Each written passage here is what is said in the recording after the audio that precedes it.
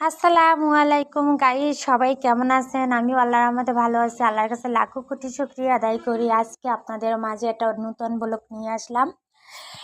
গ্রামের সবুজ প্রকৃতি দেখার কিন্তু সুন্দর, আলাদা দেখতে সুন্দর, বেশ ভালো লাগে।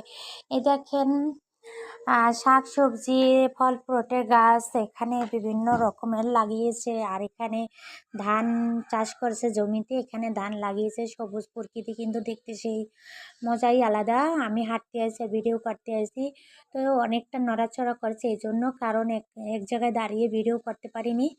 আমার সাথে অনেকগুলি লোক ছিল, আর আমার ফুফা শাশুড়ি মারা গেছে।